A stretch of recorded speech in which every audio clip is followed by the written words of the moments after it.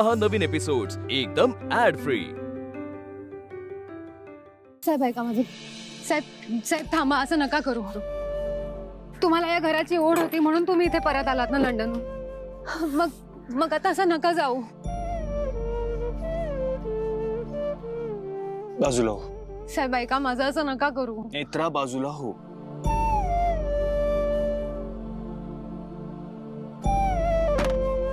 चल आई गाडीत बस। कुठे जायचं? माहित नाही आई, जाऊ कुठेतरी, पण इथे 1 मिनिट सुद्धा थांबायचं नाहीये मला।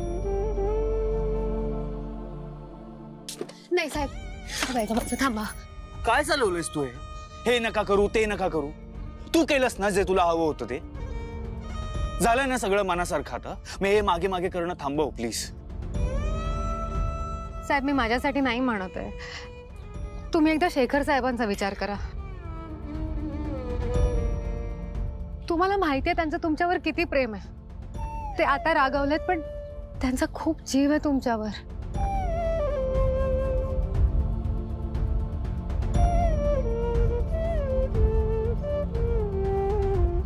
हे अगदीच बरोबर आहे। शेखरचा खूप जीव आहे अद्वैतवर। या घरात पुन्हा जायचं असेल तर अद्वैतचाच वापर करून घ्यावा लागेल।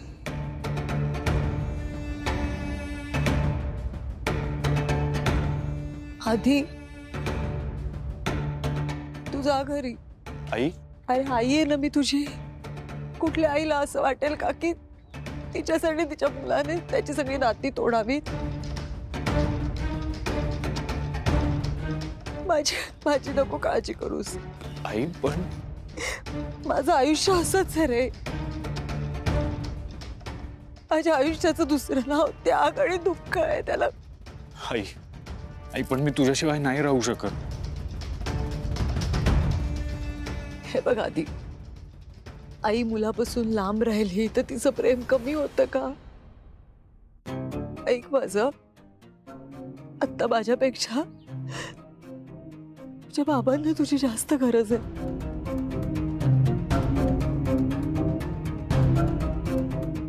तू जसं माझ्याशिवाय नाही ना राहू शकत तसंच तुझे बाबा नाही राहू शकत तुझ्याशिवाय। त्यांना त्रास होईल। त्यांच्यासाठी तरी परत चल घरी। आई पण मी सांगितलं ना तुला, ज्या घरात माझ्या आईचा अपमान होत असेल त्या घरात मला नाही राहायचंय। मनापेक्षा कुटुंब मोठं असतं आधी, घर मोठं असतं। आणि माझी काळजी नको करूस। मी सगळे अपमान, सगळे आरोप सहन करेन। आधी मी आजपर्यंत तुझ्याकडे काही मागितलं नाही, पण आज मागते शेखरसाठी, तुझ्या बाबांसाठी।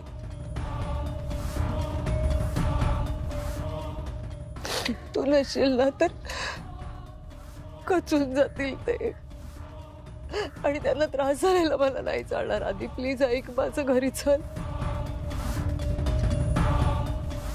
शपथ आहे माझी तुला। मत वगैरे कशाला देते असं?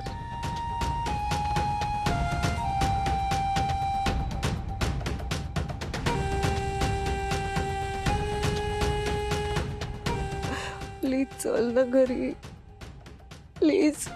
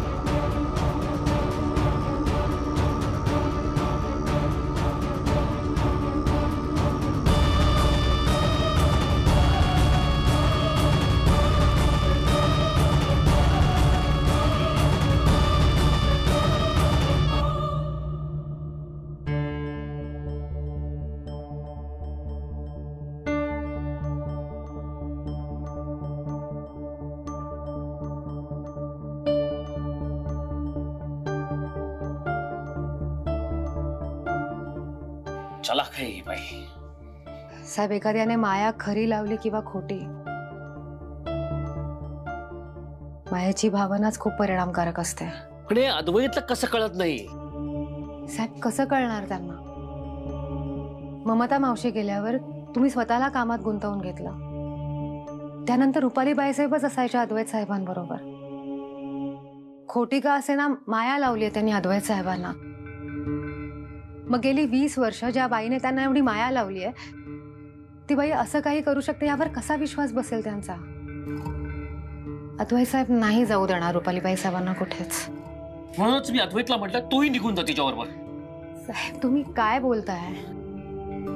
20 वर्षांपूर्वी काही फोटो बघून काहीही विचार न करता रागाच्या भरात तुम्ही एक निर्णय घेतला आणि त्या निर्णयामुळे ममता मावशींना जीव गमवावा लागला. आज परत एकदा रागाच्या भरात तुम्ही अद्वैत साहेबांना जा म्हणून सांगताय. पण या सगळ्यात जर त्यांना काही झालं तर तुम्ही स्वतःला माफ करू शकणार आहात का? तुम्हाला माहितीये रुपाली बाई साहेबांकडूनच अद्वैत साहेबांच्या जीवाला धोका आहे आणि तरी तुम्ही त्यांना त्यांच्याबरोबर जायला सांगताय. काय करू मला खरंच कळत नाहीये ग. या खुनी बाईला मी माझ्या घरात नाही बघू शकत. साहेब, थोडा वेळ जाऊ द्या, थोडा वेळ. वेळेसमोर कोणाचं काहीही चालत नाही. 20 वर्षांनंतर का होईना तुम्हाला रुपाली बाई साहेबांचं सत्य कळलं ना, मग अद्वैत साहेबांना सुद्धा कळेल. विश्वास ठेवा. मला कळतंय तुम्ही आता कोणत्या त्रासातून जाताय, पण आता फक्त थोडे दिवस अद्वैत साहेबांच्या कलाने घ्या. ते दुखावले जातील असं काही करू नका.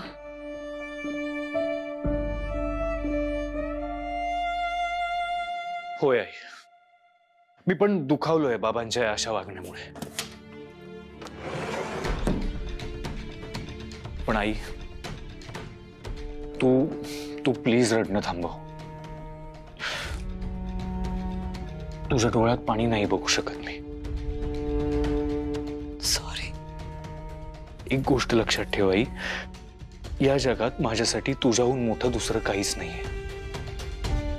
आज तू म्हणालीस म्हणून या घरात पाय ठेवला. सो प्लीज तू शांत हो.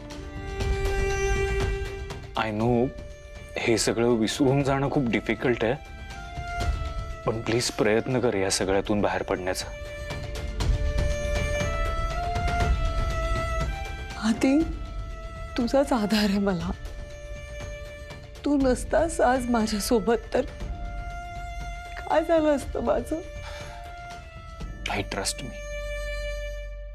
आजपर्यंत खूप सहन केलंस तू, पण इथून पुढे तुला त्रास होईल असं काही होऊ देणार नाही. हे सगळं ना आधी मला एखाद्या वाईट स्वप्नासारखं वाटतंय. हे सगळं काय झालं असं कसं होऊ शकतं? हे बघ, जे घडायचं ते घडून गेलंय ना, पण इथून पुढे मी काहीच चुकीचं होऊ देणार नाहीये.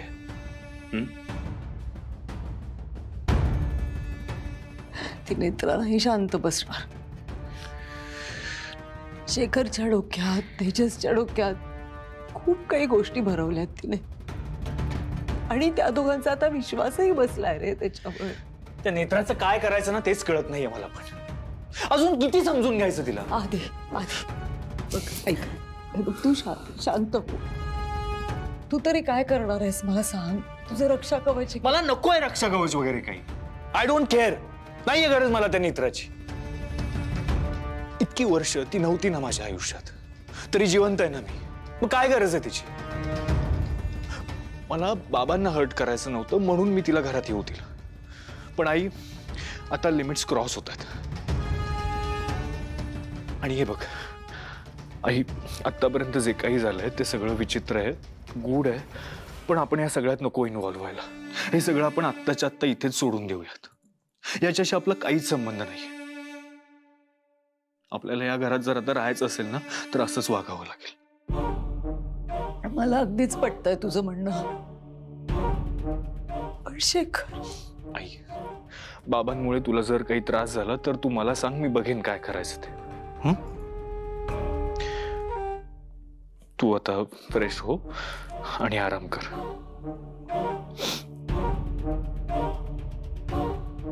मी आहे.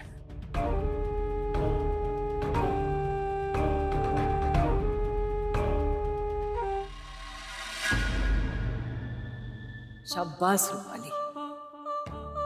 सगळं मनासारखं घडत नसलं ना तरी परिस्थिती तुझ्या बाजूनी कशी वळवायची यात तर तुझी मास्टरी झाली आहे.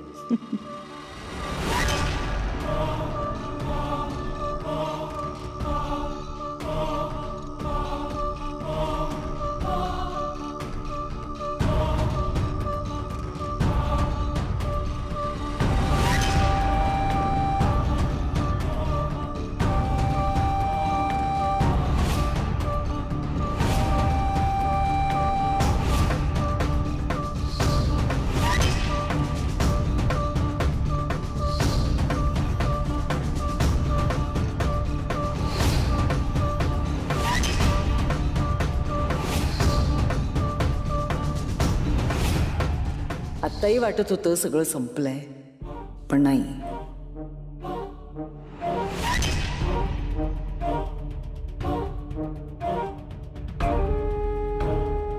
जे घडतंय ते माझ्याच भल्यासाठी घडतंय. ग्रंथामुळे जीव जाईल असं वाटत होतं. त्यात नेत्राने सगळ्या बाजूनी मला एकटं पाडलं होतं. तरीही मी इथेच आहे आणि जिवंत आहे. याचाच अर्थ माझ्या नशिबात हरणं लिहिलेलं नाही. हा अंत नाहीये रुपाली, ही सुरुवात आहे. आता काहीतरी मोठं घडणार.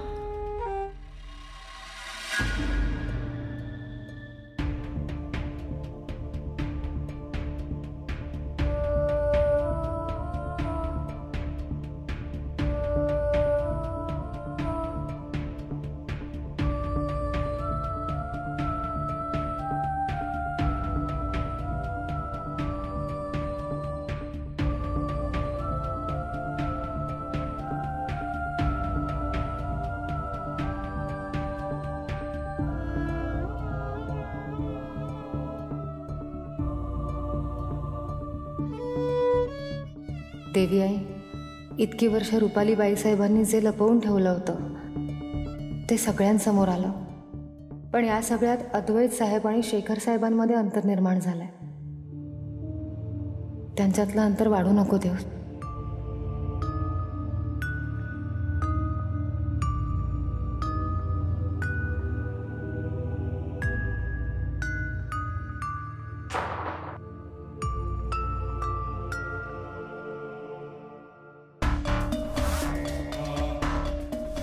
दार का बंद केलं? प्रार्थना करत होतीस देवीसमोर. तुला सांगितलं होतं ना, तू आणि तुझी देवी माझं काहीही वाकडं करू शकणार नाही.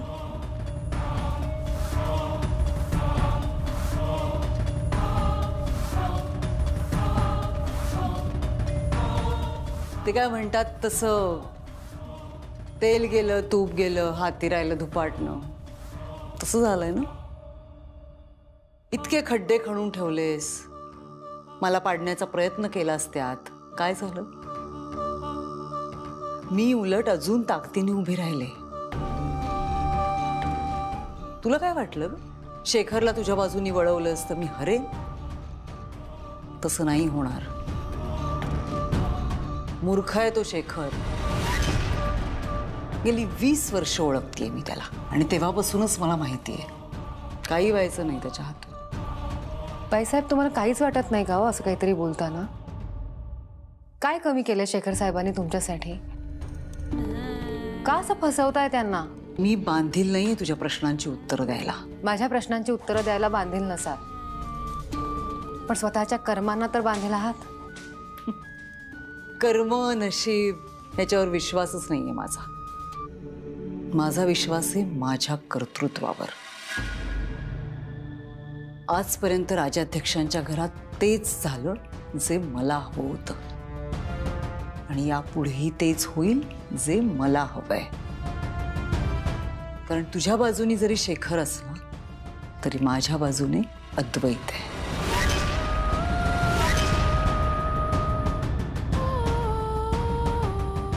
चुकताय तुम्ही बाईसाहेब. नीट विचार करा. आज जे घडलं ते या आधी कधी घडलंय? सगळं बदलतंय बाईसाहेब.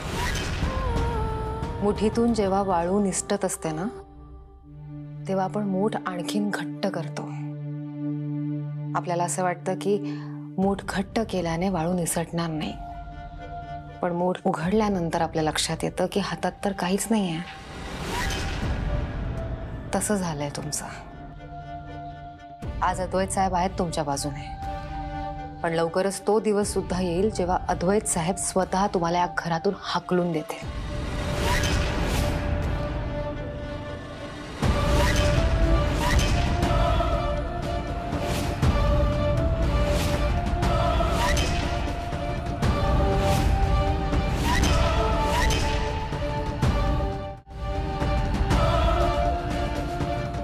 जे घडतंय आणि जे घडणार आहे ते तुम्हाला व्यवस्थित माहिती आहे बाईसाहेब. डोळे उघडा आता, जाग्या व्हा. माझं काय व्हायचं ते होऊ दे, पण तुला सोडणार नाही मी. तुला आणि या तुझ्या देवीला घराबाहेर काढेनच.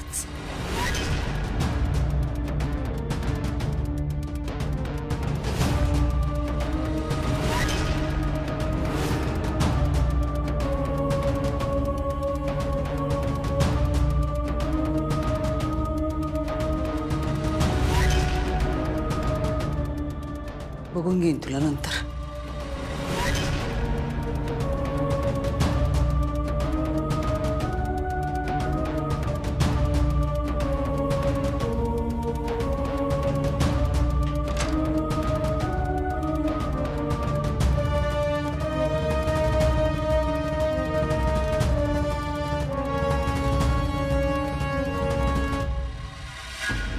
त्रास करून घेऊ नकोस असं कसं म्हणू शकतोस तू शेखर? अरे आता घरात जे सगळं चाललंय ना ते मला बघवत नाहीये. आई ये तू बस बस.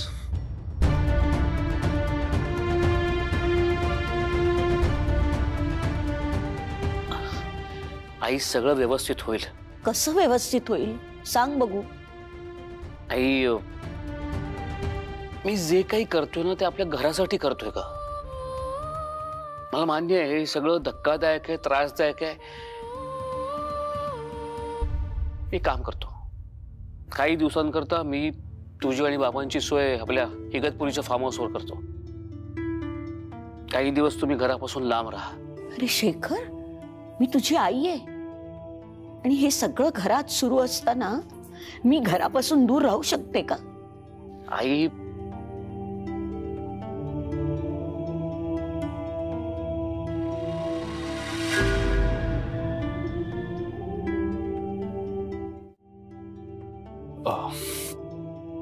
आजी मी निघतोय.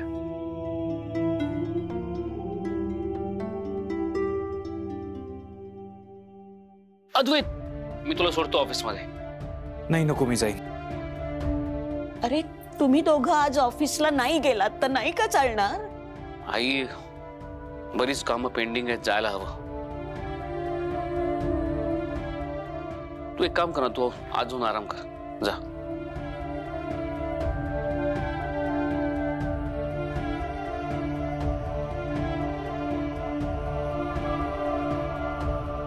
अद्वैत मी तुला सोडतो.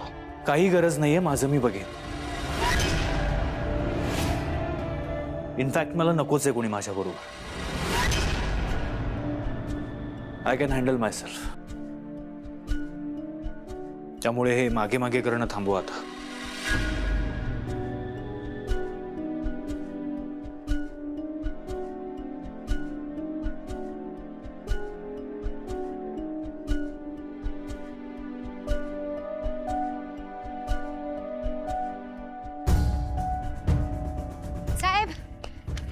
साहेब ऐका ना साहेब, प्लीज एकटे नका जाऊ. साहेब साहेब साहेब मला माहितीये तुम्ही माझ्यावरती रागावलात.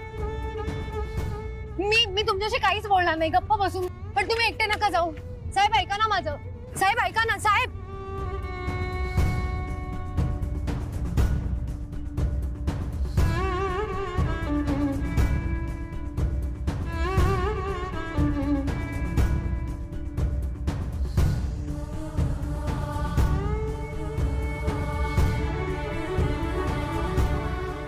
नाही ऐकणार तो.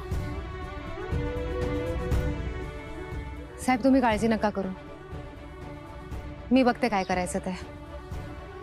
काय करणार आहेस तू?